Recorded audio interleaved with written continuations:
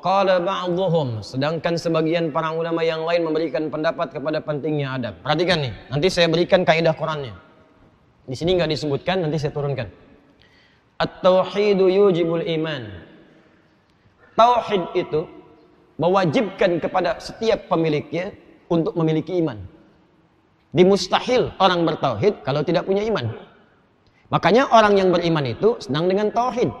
Baik itu diucapkan la ilaha illallah atau dituliskan dalam apapun, maka dia akan jaga semua itu. At-tauhidu yujibul iman. At-tauhid itu mewajibkan pada pemiliknya untuk memiliki iman. Faman la imana lahu la tauhida lahu. Maka orang-orang yang tidak punya iman, maka otomatis tidak ada tauhid dalam dirinya. Otomatis. Maksudnya, ini sudah paham kita. Wal imanu yujibus syariah. Sedangkan iman itu mewajibkan bagi pemiliknya untuk mempraktekkan syariat. Syariat itu ibadah. Ya, syariat itu nama lainnya ibadah. Jadi kalau orang sudah beriman, pasti ibadah. Bukti dari iman itu ibadah. Jadi kalau ada orang mengatakan beriman, dia tidak menerapkan syariat, tidak beribadah, itu menunjukkan tidak ada iman dalam dirinya. Karena itu setelah kalimat iman disebutkan, setelahnya ibadah. Coba lihat, Nabi Muhammad SAW ketika ditanya tentang pokok keislaman di hadis Muslim, nomor hadis yang ke-8. Kemudian itu dikutip oleh Imam An-Nawawi dalam kitabnya Al-Arba'in An-Nawawiyah, nomor hadis yang kedua. Ditanya oleh malaikat Jibril, mal Islam, apa itu Islam? Ketika disebutkan pokok keislaman yang pertama, kalimat iman dulu. Antasyhada an la ilaha illallah wa anna Muhammadar Rasulullah. La ilaha illallah kalimat tauhid. Tauhid itu menunjukkan iman. Jadi kalau orang sudah mengatakan la ilaha illallah, ada iman dalam dirinya. Iman itu tauhid.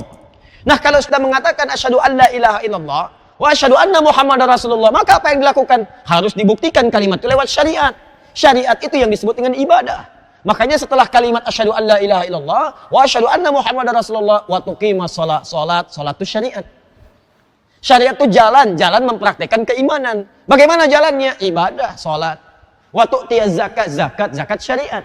Wa tasuma Ramadan, puasa Ramadan syariat. Wa tahujjal baita in istata'ta ilaihi sabila. Tunaikan haji itu syariat.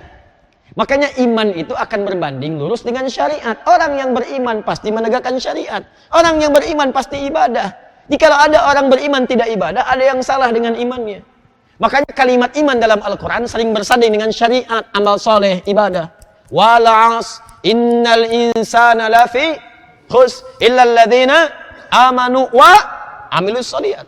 Tidak bisa amanu saja, mesti amilus sholihat.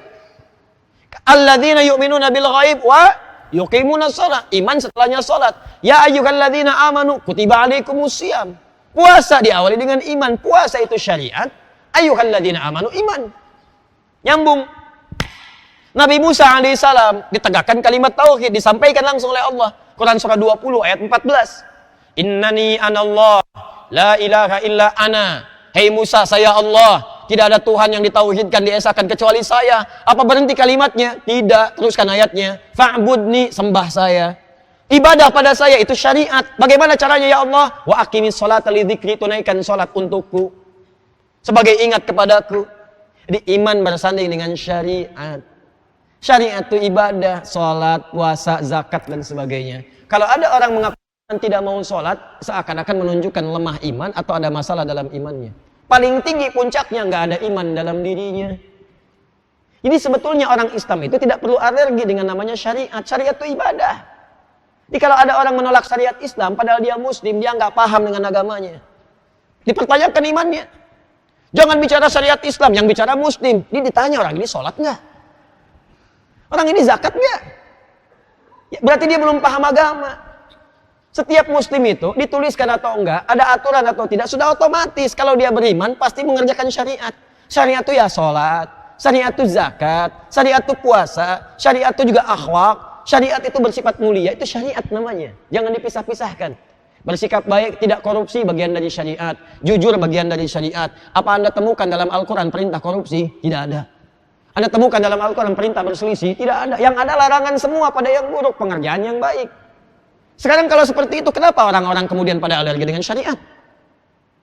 Kalau umat Islam jangan menegakkan syariat Islam, berarti jangan sholat, jangan jujur, jangan tawadhu. Repot tuh. Kalau ada orang demikian, maka ini menunjukkan bahwa imannya bermasalah dalam dirinya. Dan dia menginginkan Anda menjauh dari ibadah-ibadah yang pernah Anda kerjakan. Itu orang paling bahaya itu. Dan biasanya kata Al-Quran, itu gelarnya tinggi dan kalimat-kalimatnya menarik. Bukan orang biasa yang bicara. Silahkan buka Quran surah kedua Al-Baqarah, ayat 204. Ayat 204, paling kiri sebelah atas. Wa minan nasi may yu'jibuka qawluhu fil hayatid dunya wa yushhidullaha ala ma fi qalbihi wa huwa aladdul khisam. Di antara sebagian manusia itu Anda akan mendengar orang-orang yang ketika bicara kata-katanya begitu menarik. Kalimat-kalimatnya begitu cantik. Luar biasa. Kadang-kadang dia bawa nama Allah, ayat-ayat Quran dia potong-potong, hadis-hadis dia koleksi sendiri. Dia arahkan kepada kepentingan dunia dia. Fil hayatid dunya, bukan urusan akhirat. Hati-hati, wa huwa aladdul khisam. Ini musuh yang paling bahaya.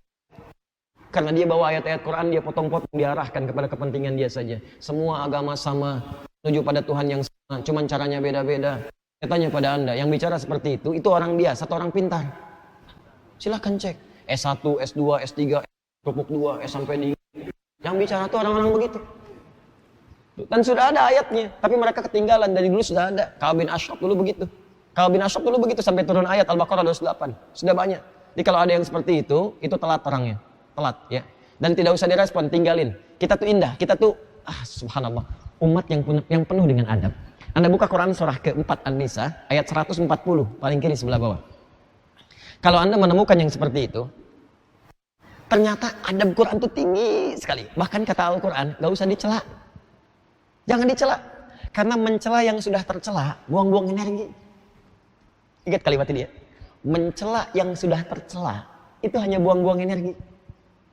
Sama dengan ingin dipuji pada sesuatu yang tidak layak dipuji. Itu ketinggian. Ya.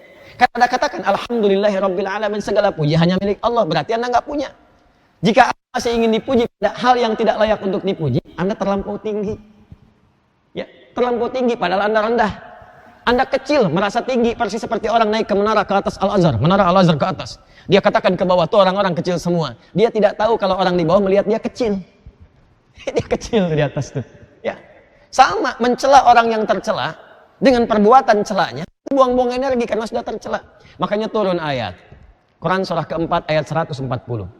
Hati-hati, hati-hati. Awas teman-teman sekalian, fokus baik-baik. Anda mendengar, ya.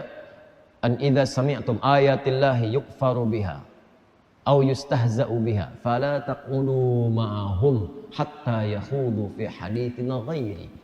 Jika pernah mendengar, telah tetap ketentuan dalam Alkitab.